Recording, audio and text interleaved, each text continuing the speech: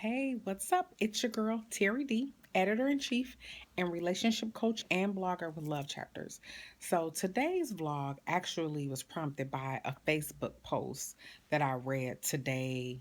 I want to say it was today or yesterday, but either way, it was about women or young women or mothers who raise their daughters to be strong, independent, and educated, but also on the flip side, mothers who enable their sons who kind of raise them, I guess, as we would say, as punks or mama's boys, and how the deficiency or how it's not balanced because now women are out here doing it all, and there's nothing wrong with that.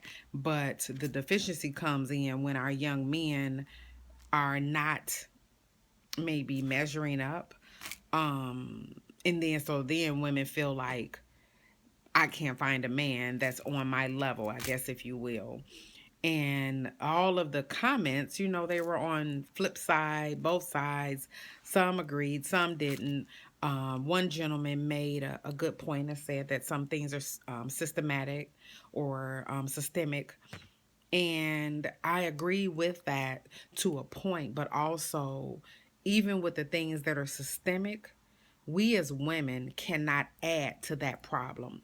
We cannot continue to coddle our sons. He talked about in the post about men being 27 and 30 years old, living in their mom's basement, not working, and just sucking up the air and running up bills.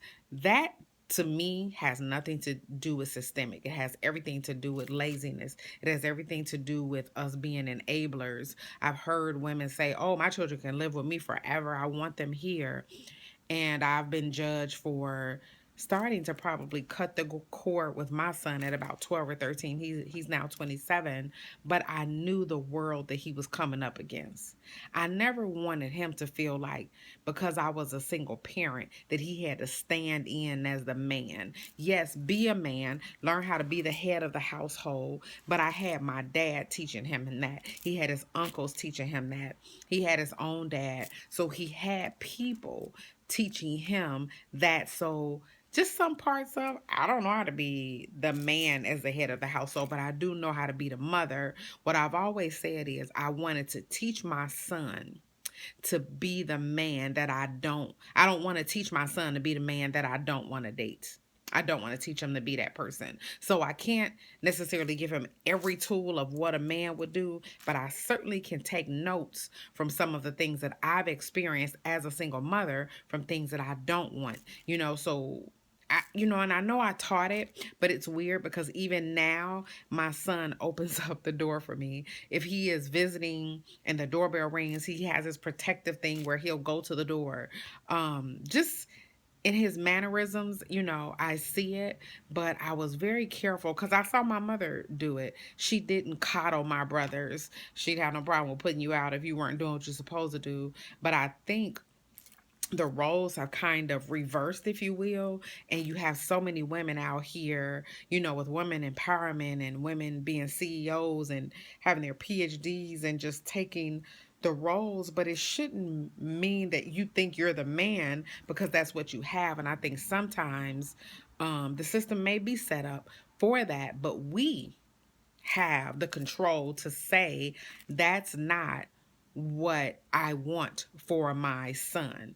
So we have to not almost, and I know this sounds crazy, but date our sons because if we don't have anyone in our lives, then we start to just hover over them. We start to do everything with them. We don't like the young women that they date. So we have to learn to not be in the way and let them fail.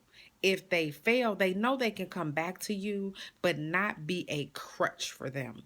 So this falls into their dating life, not knowing how to relate to women in a dating situation, not knowing how to take the lead or the control, because every time we see them fall, we pick up and we like, oh, I want to help you. Oh, I want to do this. You know what? Let them fall. Let them make their mistakes, because it's, you fail your way to success. You fail your way. If you have failed relationships, you fail your way to a successful relationship. Those are things we have to teach them. We have to teach our young ladies that yes, you're educated, yes, you have control, yes, you're running a company, but that doesn't mean that you emasculate a man because he may not have the same degree, but he definitely has the hustle mentality to get a job, to keep a job, to be the provider, to be the protector, to make sure that we're praying together as a family. As long as he has those, let's see, the know how, as long as he has the core of what it means to set that foundation for a family. So he has to have a prayer life, because if we're raising them to be God-fearing children, whether they be a young woman or a young man, regardless of where they fail, they will come back, train up a child.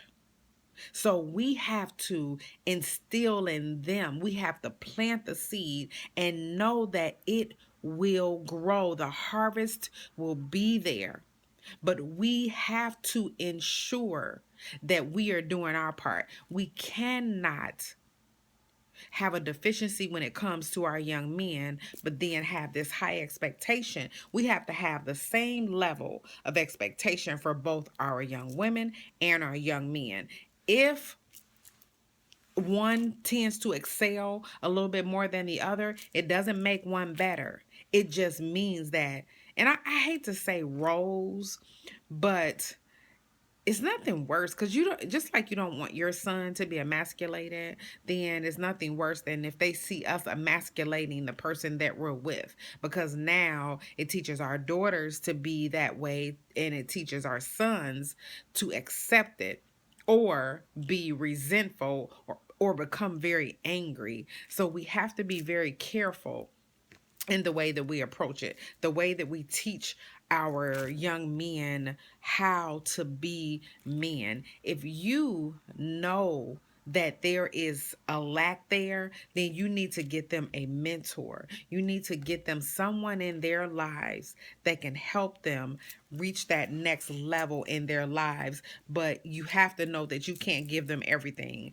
And it's so funny to me, because we teach our sons all the time, you don't do this, you don't do that.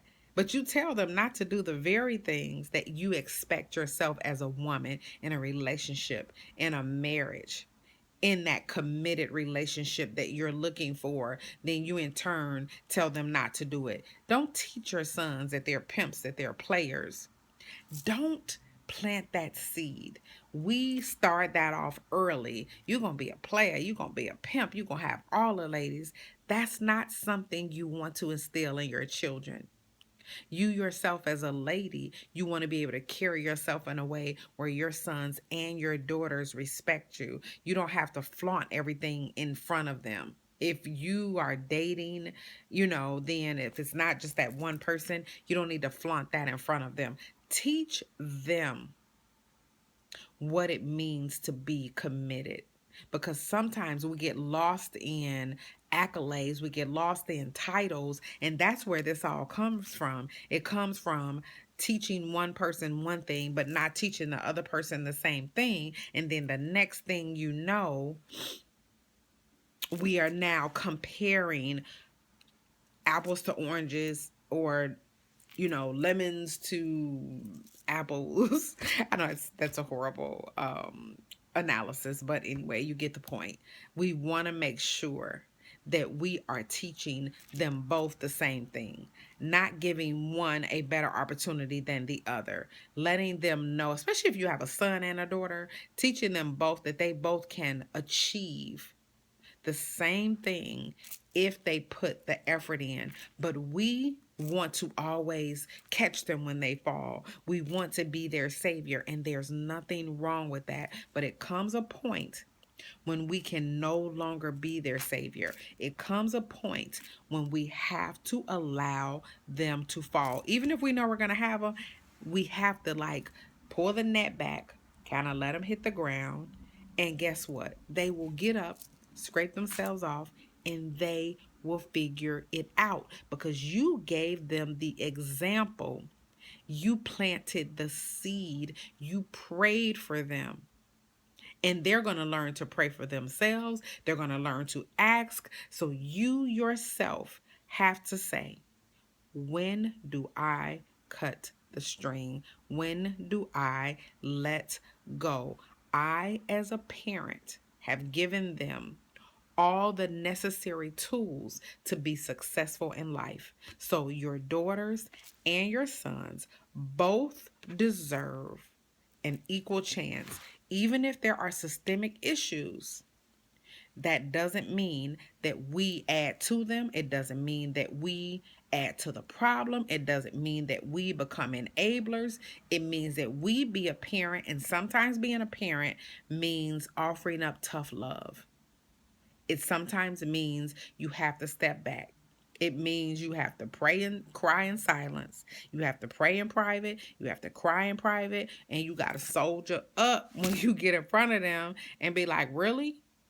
But I know my mother, the story she told me later, and how I know my mother didn't play those games. And I took a few pages out of her book. We learn our own way and we navigate through life, and we have more resources. So we add to that. Our children will be way smarter than us, which is what we want. They will learn their own way, they will create their own path, and they will later tell you, thank you, Mom. Thank you for not allowing me to do everything that I thought was right when I didn't know any better. Thank you for letting me fail my way to this. Because then you sit back and you're proud of what you have seen them grow into. But don't just stifle them by always wanting to help them. I'm so tired of us thinking that our children can't handle the pressures of life.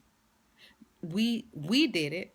We did it with less. They have more now. So they have more ways to be resourceful. And it's just building those own little pebble stones that they take, that are thrown at them, and they build something bigger with it. They build it off your prayers.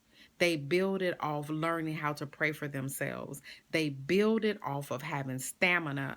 They build it off of failing, bumping their head a few times, and learning how to get life right after how many failures? We're not even going to count. So I hope this helps someone. When I read stuff like that, it really helps me.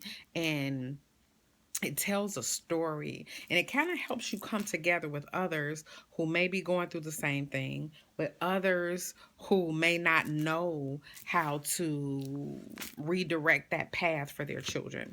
So thank you guys so much for tuning in to another episode of Love Chapters. I'll talk to you all soon. Take care. Bye bye.